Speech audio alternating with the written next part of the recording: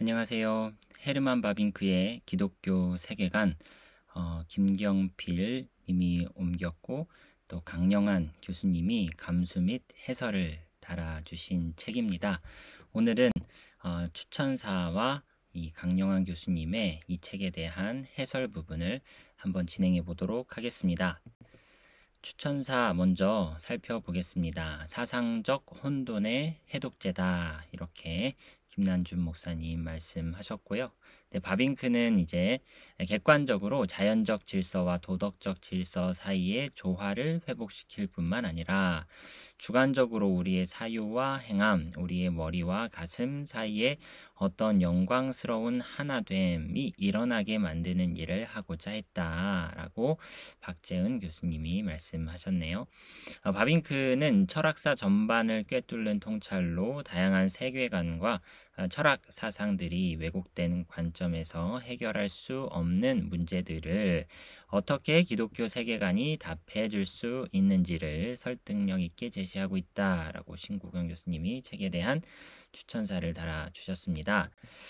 바빙크는 무신론적 세계관보다 유신론적 세계관이 세계를 보다 통일성 있고 유기적으로 이해할 수 있는 길이라고 주장한다. 어떤 책인지 조금 가늠해 볼 수가 있겠죠. 우병훈 교수님의 말씀이었고요. 계시에 기초한 기독교 유신론적 세계관만이 분열을 화해하는 유일한 해결책이라고 역공한다.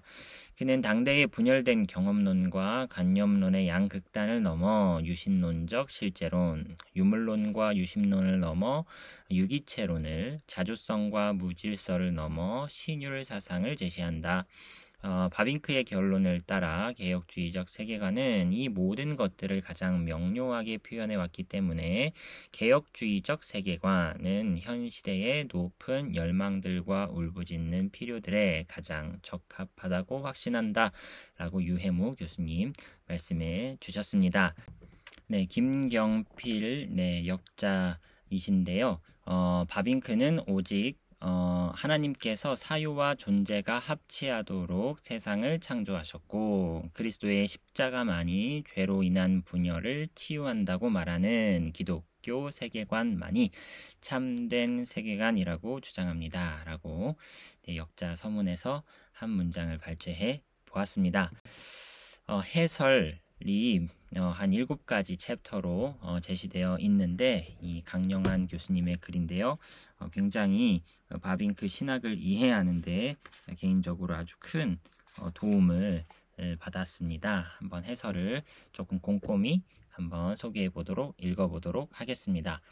바빙크의 기독교 세계관은 1904년 암스테르담 자유대학교 총장직을 맡으면서 바빙크가 교수와 학생들 앞에서 한 강연입니다. 네덜란드에서는 유럽의 다른 지역 대학과 마찬가지로 누군가가 교수로 취임하거나 떠날 때 총장직을 맡거나 총장직을 다른 교수에게 넘겨줄 때 자신이 선택한 주제를 가지고 강연을 하는 전통이 오랫동안 이어져 왔습니다. 아브라함 카이퍼가 네덜란드 수상이 되어 교수직을 사퇴하고 떠나자 바빙크는 그의 후임으로 거의 19년간 교수직을 맡고 있던 깜쁜 신학교를 떠나 1902년 암스테르담 자유대학교 신학부 교의학 교수직을 맡게 되었습니다. 그러고는 1904년 총장직을 맡으면서 선택한 강연 주제가 기독교 세계관이었습니다. 왜 하필 이 주제였을까요?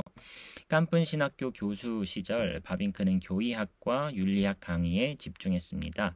그의 강의를 토대로 저술한 개혁 교의학은 1895년부터 1901년까지 4권으로 나누어 출판되었습니다. 암스테르담 자유대학교로 옮긴 뒤 바빙크는 이 책의 내용을 훨씬 더 확대하여 1906년부터 1911년까지 작업한 개정판을 다시 4권으로 나누어 출판합니다. 최근에 영역판이 나오고 우리말로도 번역되면서 사람들의 관심을 다시 끌게 되었습니다. 그런데 네덜란드에서는 이 책이 나온 이후로 한 번도 절판된 적이 없이 지금까지 계속 살아남아 있죠. 그만큼 무게가 있고 인정받은 책이었던 셈입니다. 바빙크는 깜쁜 신학교와 암스테르담 자유대학교의 교의학 교수였지만 교의학과 나란히 교의학 외에도 윤리학과 철학을 가르쳤습니다. 바빙크의 신학에서 보면 기독교 신앙 교의를 다루는 교의학과 그 가르침을 인간의 구체적 삶 속에서의 실천을 다루는 윤리학은 동전의 양면처럼 서로 짝을 이루는 분야였습니다. 교의학은 하나님을 아는 지식의 체계이지만 윤리학은 하나님을 섬기는 지식의 체계입니다. 그러므로 바빙크의 신학 정신을 따른다면 기독교 윤리학을 하는 사람이 교의학을 도외시할 수 없고 교의학을 하는 사람이 윤리학을 외면할 수 없습니다. 바빙크가 이처럼 교의학과 윤리학을 긴밀하게 연관된 것으로 볼 수 있었던 이유는 인간의 삶 안에서 참된 진리를 안다는 것은 무엇이며 그 진리를 따른다는 것은 무엇인가 하는 철학적 질문이 그에게 있었기 때문입니다. 그러면 바빙크는 철학을 어떻게 바라보았을까요? 철학에 대한 그의 관심은 크게 두 갈래로 나타납니다. 하나는 신학의 학문적 성격과 방법 및 신학의 원리를 드러내는 일이고 다른 하나는 삶과 관련된 문제를 철학의 방식으로 다루는 일입니다. 신학과 관련해서 바빙크가 가르치던 당시 신학교에서는 신학 백과사전이라는 과목이 있었습니다. 이때 백과사전은 흔히 말하는 사전과는 무관합니다. 백과사전은 히랍 전통의 뿌리를 든 것으로 인간이 인간답기 위해서 반드시 받아야 할 교육의 총체를 뜻하는 말입니다. 그런데 이것이 철학이나 신학 그리고 나아가서 인간을 다루는 지식에 적용될 때는 지식의 총체 안에서 부분과 전체의 상호관계, 지식의 원리와 방법, 지식의 목표, 지식과 인간, 지식과 존재 세계의 관계를 탐구하고 가르치는 지적 작업으로 이해되었습니다.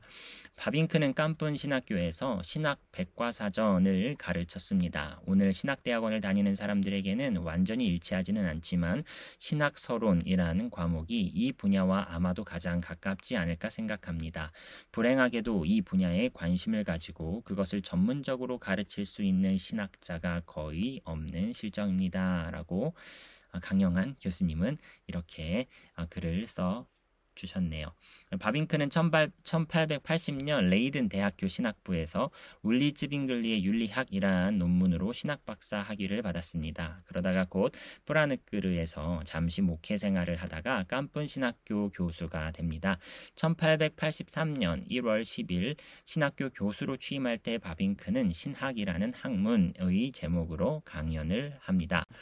1888년 깜쁜 신학교 총장 취임 강의 기독교와 교회의 보편성, 1895년에 신학과 종교학, 1905년 자유대학교에서 새학년도를 시작할 때 총장으로서 한 강의 학식과 학문에 이르기까지 학문으로서의 신학과 교회와 사회 속에서의 신학의 위치에 대한 바빙크의 물음은 계속 이어집니다. 신학이 어떤 학문이며 어떤 원리와 방법, 어떤 목적을 가지고 있는지 바빙크는 줄곧 물었습니다. 바빙크는 신학의 학문성에 관한 물음을 교회의 한 구성원으로 기독교 신앙과 삶을 염두에 두고 늘 물었습니다. 하지만 이 물음 자체는 철학적 물음인데요. 예술가는 예술이 무엇인지 묻지 않고 과학자는 과학이 무엇인지 묻지 않습니다. 예술가가 예술에 관해서 묻고 과학자가 과학에 관해서 물을 때 그들은 철학자가 되는 셈입니다. 신학자도 마찬가지로 신학에 관해서 물을 때 일종의 철학자가 됩니다. 그런 점에서 바빙크는 신학에 관한 철학, 신학 철학을 평생 했다고 말할 수 있습니다.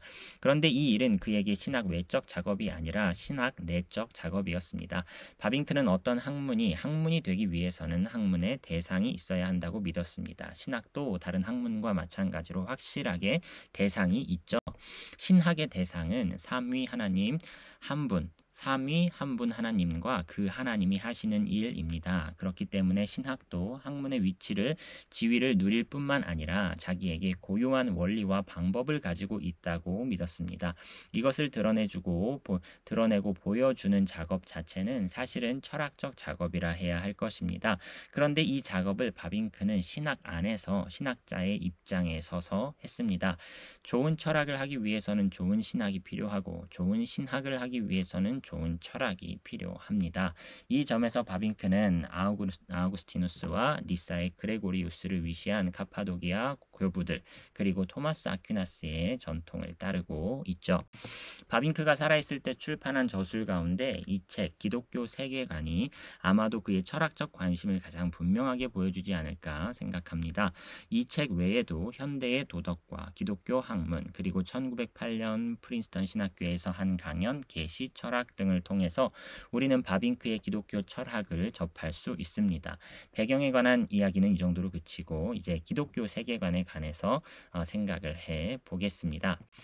바빙크는 기독교 세계관에서 세 가지 문제를 다루고 있습니다. 첫 번째 문제가 존재의 문제이고 두 번째 문제가 생성의 문제이며 세 번째 문제가 행위의 문제입니다.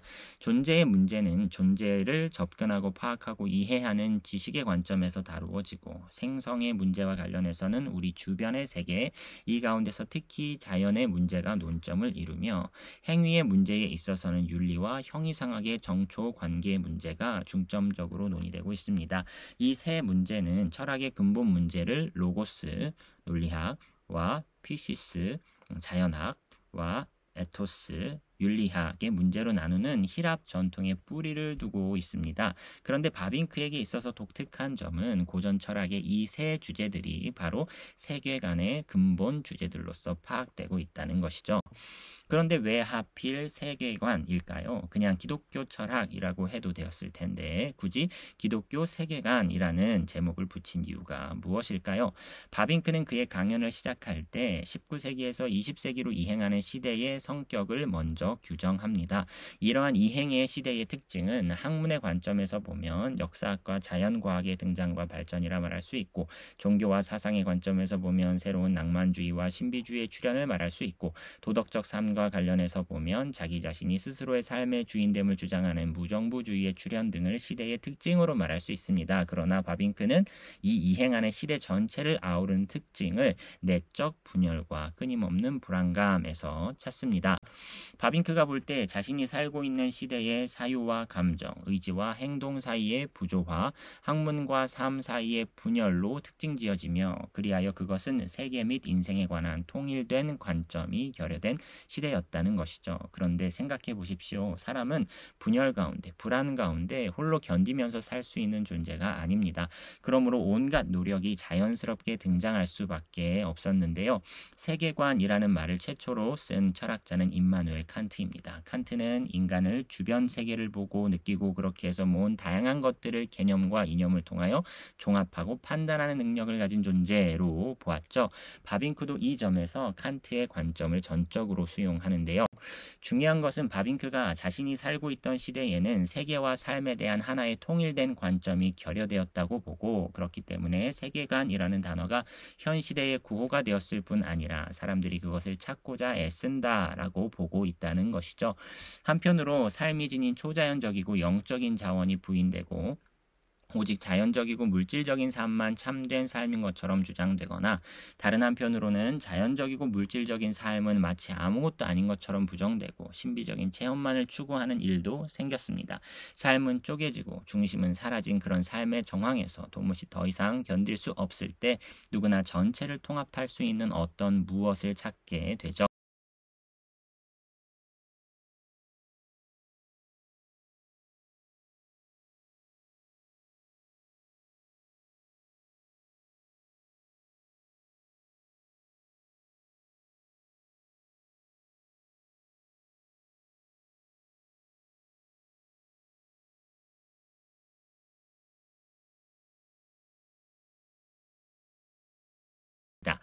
바빙크는 1834년 네덜란드 국교에서 분리되어 나온 분리파 개혁교회 목사였던 아버지 얀 바빙크 아래에서 1854년에 태어났습니다.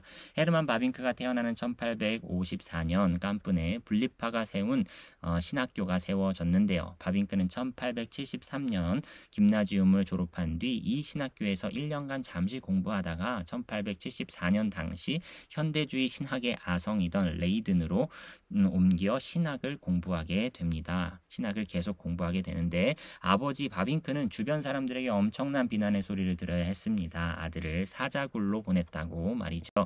헤르만 바빙크는 현대주의 신학자 스홀튼과 꾸우는 아래서 공부하고는 1880년 울리히츠빙글레의 윤리학이라는 논문으로 박사학위를 받았습니다. 그때 갓 설립된 자유대학교 구약신학과 샘족 언어 및 문학 교수로 초빙을 받았지만 가지 않고 프라느끄르에 있는 교회 목사로 부임하여 1년 남짓 목회를 하게 됩니다.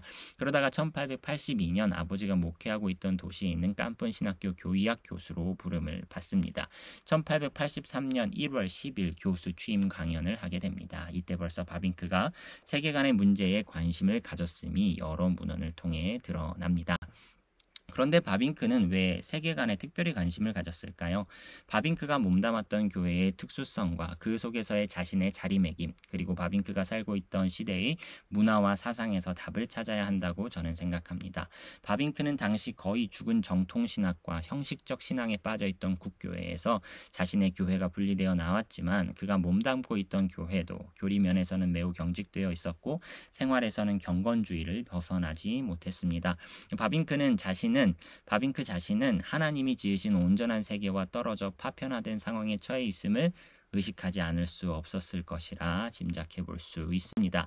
더구나 1880년 박사학위를 받은 뒤 곧장 깐쁜에서 목사고시를 치렀고 그때 그의 교회 지도자들이 당시 현대주의 신학의 아성이던 레이든에서 신학박사 학위를 받은 그에게 얼마나 적대적이고 혐의를 가지고 대하고 있는지 바빙크는 생생하게 체험했습니다. 그는 안을 향해서는 자신이 정통신앙을 계승하는 목회자가 될 자질이 있음을 보여줄 필요가 있었을 뿐만 아니라 밖을 향해서는 당시의 주류 신학에 대항하여 개혁신학의 입장을 확실하게 표명할 필요가 있었던 것이죠. 이런 맥락에서 바빙크는 1880년 10월 목사고시를 치른 직후 믿음과 암, 신앙과 지식에 관한 짧은 글 믿음의 학문을 씁니다. 1881년 11월에는 개혁신학이라는 글을 쓰게 되죠. 여기서 바빙크는 당시 신학의 세 주류, 예수 그리스도의 인격에 강조를 둔 흐로닝언 신학, 그리고 현대주의, 윤리신학을 논의하고 그러고는 1882년 그가 28살일 때 쓴 우리 교회의 학문적 소명이란 글에서 우리가 과연 시대의 상황을 이해하면서 시대의 필요에 응답하는 신학을 가지고 있는가 하는 질문을 던집니다. 교회와 신학의 뗄 수 없는 관계를 머리와 몸뚱이의 관계에 비유하면서 바빙크는 이렇게 말합니다. 교회 없는 신학은 죽는다. 신학 없는 교회는 시들고 만다. 그러면서 신학은 교회와 맞서 있는 것이 아니라 교회 안에 온전히 자리하고 있음을 강조하죠. 신학자는 가장 좋은 그리스도인이요 진정한 신자요 성령께서 가장 순수하고 강력하게 영을 부어주신 사람이라고 바빙크는 말합니다. 실제 현실 속에서 그렇다는 말이 아니라 적어도 이념을 따르자면 그렇다는 말이죠.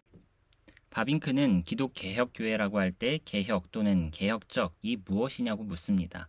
개혁교회를 묶어주는 표준신앙 고백 문서들이 바로 개혁교회, 개혁신앙, 개혁신학이라 할 때 개혁을 지칭하는 말로 통상 이해되지만 바빙크는 개혁의 참 의미가 여기에 머물 수 없다고 분명히 말합니다. 왜냐하면 신앙 고백을 포함한 표준 문서는 우리의 삶 전체를 포괄하기는커녕 매우 작은 한 부분만을 담을 수밖에 없기 때문이라는 것입니다.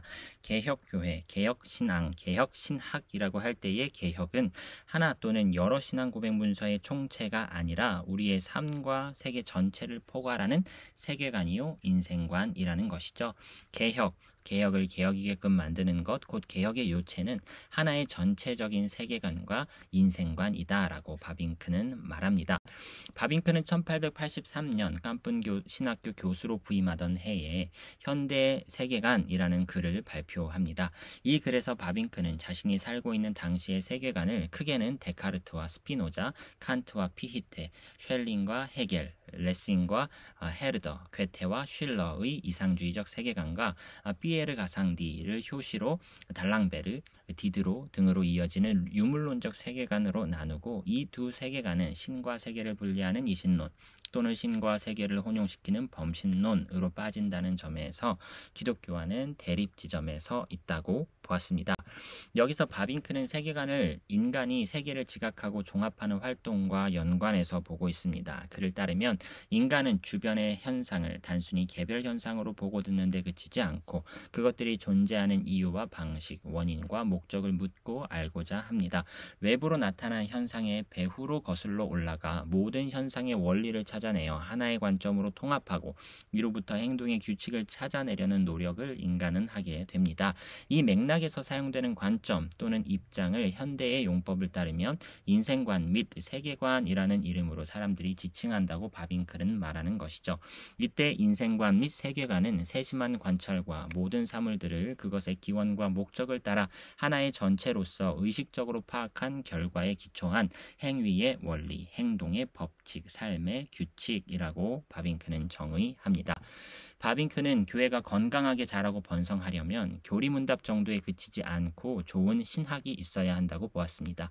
교회 없는 신학은 죽고 신학 없는 교회는 시들고 만다는 그의 말이 이것을 말해주죠. 교회와 신학은 바빙크가 볼 때 살아있는 유기체의 관계와 같습니다. 이때의 신학은 경건의 신학이나 영혼 구원의 신학에 머물지 않고 여기서 한 걸음 더 앞으로 나아가 삶의 모든 차원, 온 세계를 포용할 수 있는 세계관의 신학 또는 통합의 신학이었습니다. 바빙크는 세계로부터 도피하는 경향을 띤 당시의 경건주의 전통과 세계를 정복의 대상으로 접근하는 침례교와 감리교 전통으로부터 자신을 구별합니다. 기독교와 교회의 보편성에 나오는 다음 구절은 바빙크의 이런 태도를 잘 보여주는데요. 몰락의 시대에 하나님께서 폭스와 웨슬리, 스페나와 프랑케, 진젠도르프와 라바디, 다비와 어빙, 무디와 부스와 같은 사람들을 통해서 교회에 주신 선물을 인정하지 않으려는 것이 아닙니다. 어느 누가 이들의 노고에서 흔히 보게 되는 풍성한 축복을 부인하겠습니까? 그러나 이들의 기독교에는 부족한 점이 있었습니다. 그것은 참된 그리스도인과 또한 종교개혁자들의 아주 건강한 인생관과 세계관과는 다른 인상을 준다는 점입니다. 진정으로 참된 기독교의 보편성이 여기에 빠져 있습니다.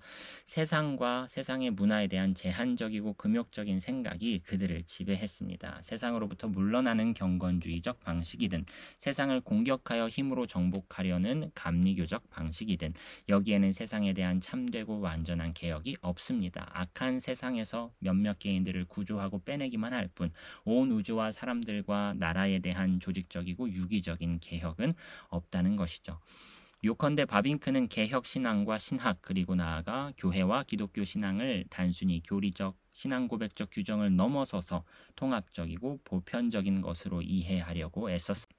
이 점에서 바빙크는 개혁신앙과 개혁신학이 당시의 지배적인 세계관과 대립됨을 강조하면서 개혁신앙과 신학의 내적 통일성과 일치 또한 강조했습니다. 모든 것이 창조주 하나님 안에서 통일을 이루되 그럼에도 만물 각각의 고유성과 차이가 없어지지는 않음을 바빙크는 잊지 않고 지적합니다. 만물의 통일성 안에서 다양성이 존재한다는 관점은 바빙크의 사상 중 특히 신학에도 적용됩니다. 신학은 다른 학문들과 마찬가지로 신학 고유의 원리와 고유의 방법, 고유의 내용과 목적을 가지고 있습니다. 다른 학문에도 그 학문의 고유한 자유를 허용하듯이 신학에도 동일한 자유가 허용된다고 본 것이지요. 매우 기초적인 사항을 다시 몇 가지 짚어야 하겠습니다. 세계관이라고 말할 때 세계는 모든 것, 전체, 하나도 빠짐없이 부분과 부분, 부분과 전체가 유기적으로 통합된 의미의 세계를 의미합니다. 유물론적 세계관이라고 하면 유물론의 관점에서 인간과 세계와 신, 그리고 이 땅에서 인간이 빚어내는 역사와 문화를 포함한 모든 것들을 보고 그에 따라 행동하고 처신하며 살아간다는 의미입니다. 이와 반대로 기독교 세계관이라고 하면 기독교 신앙의 관점에서 인간과 세계와 신 그리고 모든 것들을 통합적으로 보고 그에 따라 살아간다는 뜻입니다. 이 점에서 보면 어떤 세계관이든지 신과 인간과 세계를 보는 관점의 폭과 넓이, 관점의 명확성과 정확성, 한 세계관 안에서 여러 주장들의 논리적 정합성 그리고 구체적으로 살아가는 삶의 현실과의 적합성이 문제가 될 수밖에 없습니다. 바빙크는 이 책 기독교 세계관에서 이 점을 염두에 두고 기독교적 관점에서 관점에서 존재와 인식, 존재와 생성, 생성과 행위를 어떻게 볼 것인가, 기독교 세계관이 제공해주는 관점이 왜 생각과 삶에 가장 적합하고 옳은 관점이며 옳은 삶의 길인가를 보여주려고 했습니다. 방금 마지막으로 언급한 점은 세계관에 대한 바빙크의 관심이 단지 자신의 신학과 자신의 교회에 머물지 않았고 그렇게 할 수도 없었음을 말해줍니다. 바빙크의 관심은 자신이 신학자로서 무엇을 지향하는지를 보여줄 뿐만 아니라 왜 기독교 신앙이 현존하는 세계관들 가운데 우리의 생각과 삶에 가장 적합한 것인가를 보여주는 데 있었기 때문입니다. 학자로서 그의 성숙함이 더해감에 따라 그의 관심은 세상에 유행하는 세계관과의 대립을 분명하게 설정하는 데에만 멈추어서 있지 않았습니다. 대립은 분명히 인식하면서도 세상의 일방적이고 일면적인 세계관을 뛰어넘어 존재하는 것들과 그것들의 인식, 생성, 변화하는 세계와 인간의 행위를 정합적이면서도 현실에 적합하게 그리고 전체적으로 설명해 보려고 애썼습니다. 바빙크는 존재와 인식에 관련해서 어느 한쪽도 희생시키지 않고 둘 사이의 균형을 유지한 비판적 실제론, 존재와 생성과 관련해서도 어느 한쪽으로 빠지지 않고 둘 사이의 긴밀한 관계를 설정하는 유기체론, 그리고 도덕 규범을 자의적인 규칙으로 빠뜨리거나 인간의 자발성과 능동성만을 일방적으로 강요하지 않고서 도덕 규범의 객관성과 도덕 질서의 존재, 그리고 죄의 현실을 인정하면서도 인간의 자유를 존중할 수 있는 신율적 관점을 보여줍니다.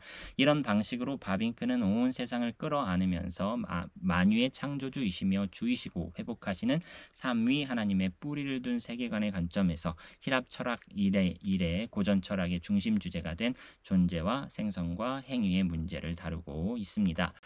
매우 온건하고 부드럽기는 하지만 바빙크 특유의 방식으로 기독교 신앙을 변증하는 시도라 보아야 할 것입니다. 이러한 시도는 그의 계시 철학으로 이어집니다. 여기에서 존재와 행위의 문제를 지식의 여러 영역, 철학, 자연, 역사, 종교, 미래 등으로 확대하여 계시의 관점에서 다루므로 기독교 신앙이 합리적이고 신뢰할 수 있는 참된 지식과 삶의 종교임을 변호합니다. 이 책 초판이 나온 지 4년 뒤에 바빙크는 프린스턴 신학교 스톤 강좌에서 계시 철학을 강의합니다. 아브람 카이퍼가 칼빈주의 강의를 한 지 꼭 10년 만이었죠. 흥미롭게도 두 사람은 같은 이야기를 하는 듯한데 초점이나 방식에는 큰 차이가 있습니다. 바빙크의 계시 철학이 카이퍼의 칼빈주의 강의와 구별되는 면은 계시 중심적 생각을 펼친다는 점입니다. 카이퍼가 계시에 관해 말하지 않는다는 것이 아니라 거칠게 말하면 카이퍼는 주로 존재론적 관점에서, 바빙크는 주로 인식론적 관점에서 내용을 전개합니다. 카이퍼에게 공통 은혜가 핵심적인 개념이었다면 바빙크에게는 계시가 핵심 개념입니다. 공통 은혜가 계시로부터 또 거꾸로 계시가 공통 은혜로부터 분리되어 생각될 수 없지만 공통 은혜는 존재의 보존을 말한다는 점에서 좀 더 존재론 지향적 개념이며, 계시는 계시 철학에서 다루는 철학부터 미래에 이르기까지 인간의 지식과 관련된 모든 노력의 근거가 된다는 점에서 인신론 지향적 개념이다라고 말할 수 있다는 것이죠. 바빙크가 계시 철학에서 만일 어떤 적극적인 변증을 펼친다면 그것은 하나님께서 창조주이자 말씀이신 예수 그리스도를 통해 자신을 알려주신다는 사실, 곧 하나님의 계시에 대한 변증입니다.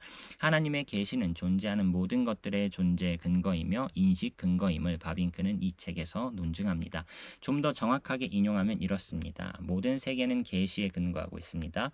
계시는 모든 창조와 그것들의 모든 형성의 전제이며 바탕이고 비밀 입니다. 계시는 다름 아니라 하나님의 비밀을 드러냄이다 라는 것이죠.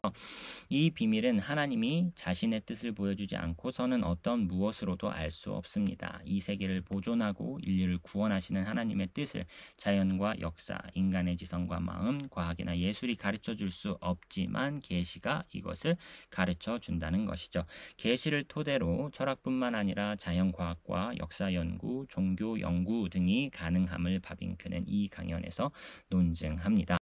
바빙크의 기독교 세계관과 계시 철학은 계시 철학 1강 마지막 각주에서 밝히듯이 서로 밀접하게 연결되어 있습니다. 계시 철학을 바빙크는 자신이 기독교 세계관을 강의할 때 가졌던 기본 생각을 더욱 발전시킨 것이라고 표현합니다.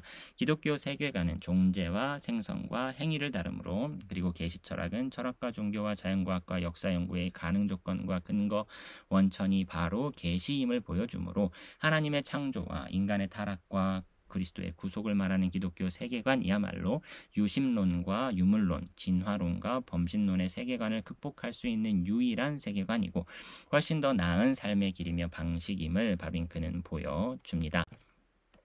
기독교 세계관이란 이름으로 윤곽을 드러낸 그의 존재론과 인식론 그리고 윤리학은 그의 전 작품을 통하여 좀 더 자세하게 체계적으로 탐구해 보아야 할 주제입니다. 이제 바빙크가 오늘 우리에게 주는 의미가 무엇인지 몇 가지 생각해보고 그가 영향을 준 인물들과 연구 동향을 짧게 서술하는 것으로 이 글을 끝맺겠습니다. 첫째, 우선 무엇보다도 우리는 바빙크가 교회의 신학자임을 잊어서는 안 됩니다. 바빙크는 교회 없는 신학을 염려할 뿐 아니라 신학 없는 교회도 염려했습니다. 교회 없는 신학이 당시의 현대주의 신학자들에게 한 경고였다면 신학 없는 교회에 대한 경고는 자신이 몸담고 있는 교회를 향한 경고였습니다. 오늘 한국 교회의 상황도 크게 다르지 않으리라 생각합니다. 둘째, 바빙크는 네덜란드 교회가 기독교 정통 교리를 고수했으나 삶의 모든 영역에서 신앙의 힘은 거의 잃어버렸을 때 신앙을 다시 회복해 보려는 운동이 여러 방면에서 일어나는 시점에 태어나 자랐습니다. 교회 지도자들이나 교인들은 오직 교회 안에서만 관심을 가지고 교회 안에서만 신앙생활을 잘하면 이 세상에서 믿는 사람으로서 잘 살아가고 있는 듯한 착각에 빠져 있습니다. 성도들은 하나님의 백성으로 세상에 보냄받은 사람들입니다. 교회는 세상으로 보냄받은 사람들을 말씀으로 성찬으로 온전하게 회복하여 세상 속에서 하나님의 백성으로 살아가도록 훈련시키고 치유하고 다시 파송하는 일을 반복해야 할 기관입니다. 세상 속에서 성도가 성도로 일상의 삶을 살아갈 수 있게 훈련시키고 준비시키려면 바른 가르침과 바른 실천이 함께 나란히 세워지지 않으면 안 됩니다. 셋째, 바빙크는 정통신앙의 가르침을 물려받았지만 그는 자신이 처한 시대의 상황과 시대의 물음 속으로 깊이 들어가 씨름한 신학자였습니다. 생각이 다른 신학자와 철학자를 다룰 때 그가 무슨 이야기를 하고자 하는지 정확하게 포착하고 요약하고 제시한 다음 자신의 비판적인 생각을 신중하게 그러면서도 당당하게 제시합니다. 그가 배울 수 있는 부분이 있으면 서슴없이 자신의 논의에 적극적으로 끌어다 쓰는 넉넉함을 보이기도 했습니다. 그러므로 그의 신학은 정통신학이면서 동시에 현대신학의 성격을 띠고 있다라고 말할 수가 있는 것이죠. 넷째, 바빙크는 그야말로 학재간의 학자였습니다. 그의 작업은 신학 한 분야에만 매이지 않고 철학과 심리학과 교육학, 종교학 그리고 자연과학으로 확장되고 있음을 보게 됩니다. 기독학자에게는 신학뿐만 아니라 다른 학문의 문을 열어두고 기독교와 다른 사고, 기독교와 다른 세계관들과 대화를 나누며 적절한 대안을 생각해야 할 책임이 있습니다. 알빈 플랜팅가와 니콜라스 월터스토프의 이른바 개혁인식론도 바빙크의 직접 영향권 안에 있는 철학입니다. 개혁인식론은 하나님의 존재와 하나님에 관한 지식은 우리의 논증과 증거에 기초한 것이 아니라 하나님이 우리에게 심어주신 능력과 성령께서 하나님의 말씀을 통하여 우리에게 심어주는 믿음에 근거한 지식으로 보는 지식 이론인데요. 개혁인식론이 궁금한 분들은 플랭팅가의 지식과 믿음 그리고 이 책에 붙인 강영한 교수님의 해설을 읽어보는 것이 좋겠다라고 본인이 또 쓰고 계십니다.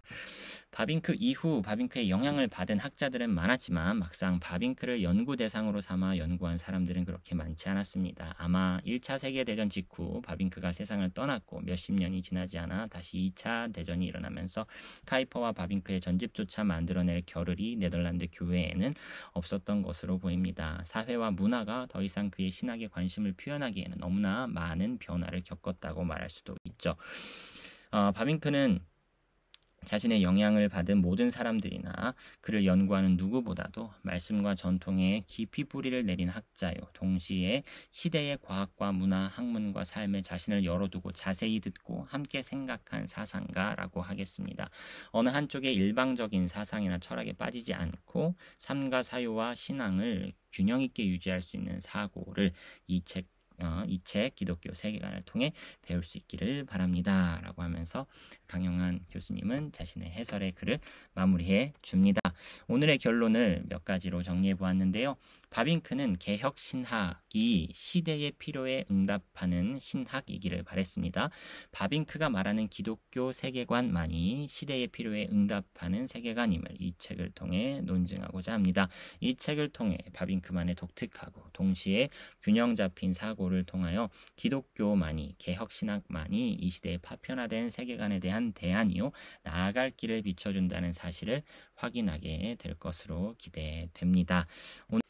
오늘 영상은 여기까지입니다. 오늘 추천사, 역자서문, 해설 이렇게 살펴보았는데요. 다음 시간에는 제2판 서문, 서론, 제1장 사유와 존재에 대한 부분을 영상으로 다뤄볼 수 있도록 하겠습니다. 오늘도 수고 많으셨습니다.